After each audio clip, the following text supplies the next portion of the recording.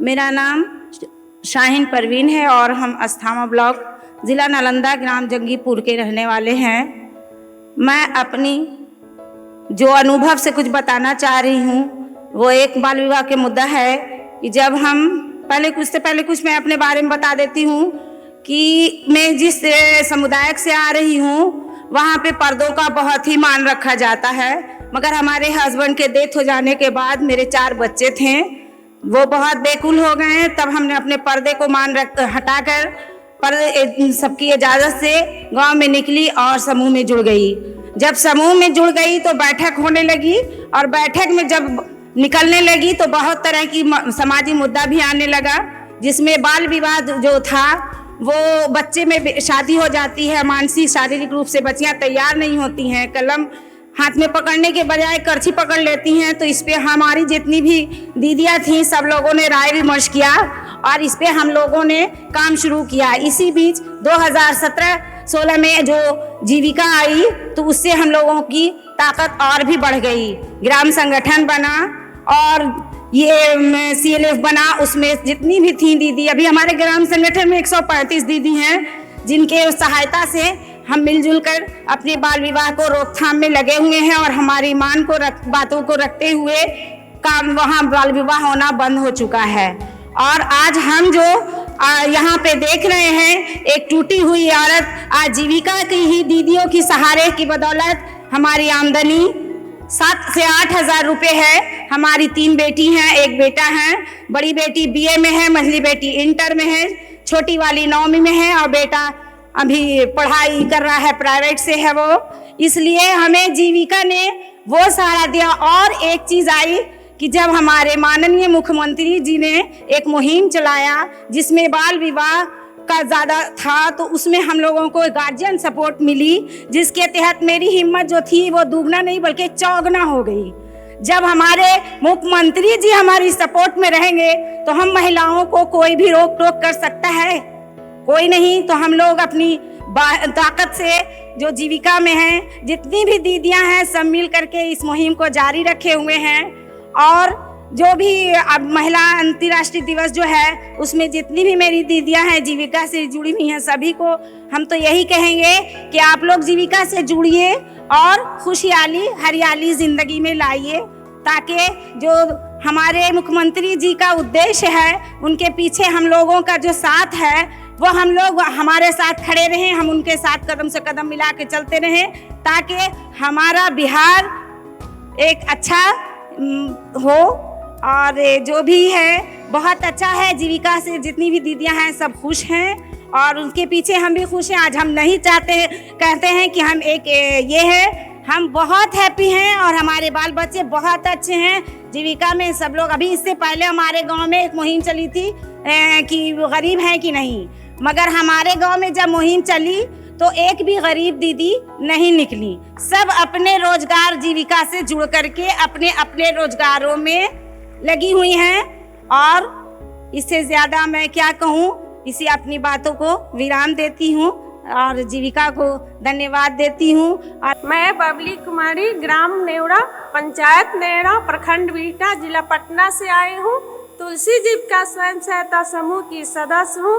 बाला जीविका महिला ग्राम संगठन की भी सदस्य हूँ। जब हमारी जन्म 1990 में हुई थी तो जन्म की ठीक 6 माह बाद हमारे पिताजी का देहांत हो गया था और हमारे घर में कमाने वाले सिर्फ पिता ही थे जिनकी देहांत हो गई थी। और हम एक बहन है, भाई नहीं है। माँ मेरी किसी तरह मजदूरी करके हमारी पढ़ाई और पालन पोषण की पढ़ाई शुरू की। जब हम 2006 में मैट्रिक का एग्ज़ाम दिए तो माँ की उम्र जब 16 से 18 साल की हो गई, माँ की शादी की चिंता सताने लगी।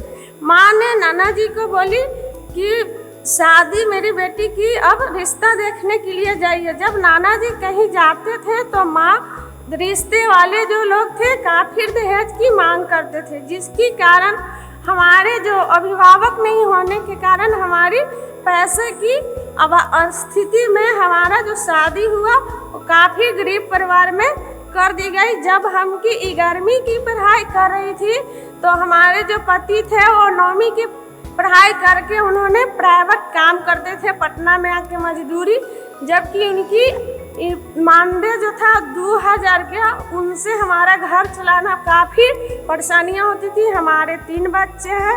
जब हमारे गांव में एसएचजी का जुड़ाव हुआ, चयन हुआ, जिसमें हम समूह में जुड़े और समूह में जुड़कर हमने ऋण लिए 30,000 रुपया की राशि लिए, जिससे कि हमारे पति अपने ही घर में एक छोटी सी दुकान की है, जिससे कि अभी हमारी स्थिति काफ़ी ठीक है। और हमने जो भी मैम हमारी जो है बीपीएम मैम, उनने हमको पशु सखी पर चयन की, जो मैं उसका पशु सखी में मैंने काम करते हुए वैद्यकरण भी सीख ली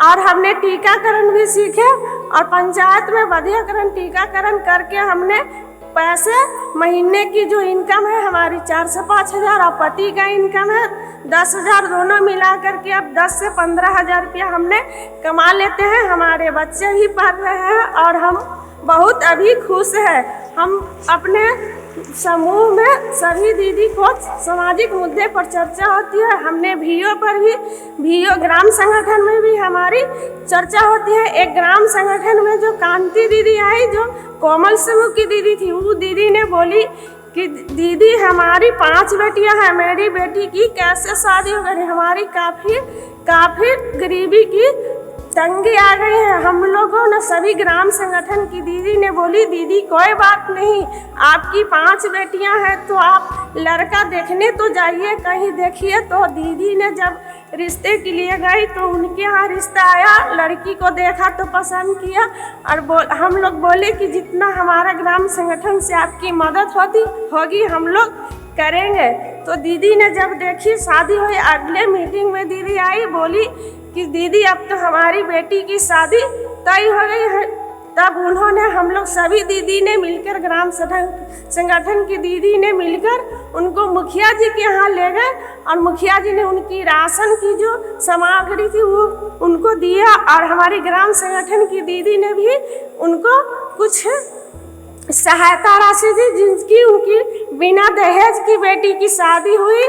और दीदी अभी काफ़ी खुश है, आदर्श शादी की गई और दीदी बहुत खुश है। हम यही कहना चाहते हैं सभी जीविका दीदी भाई दीदी को कि दीदी आगे निकलिए। हम पहले घर में रहते थे तो कुछ नहीं जानते थे, जब हम लोग घर से समूह में आए, समूह से ग्राम संगठन में, आज हमारे माननीय मुख्यमंत्री नीतीश भैया का दिन है कि हम इस मंच पर हैं।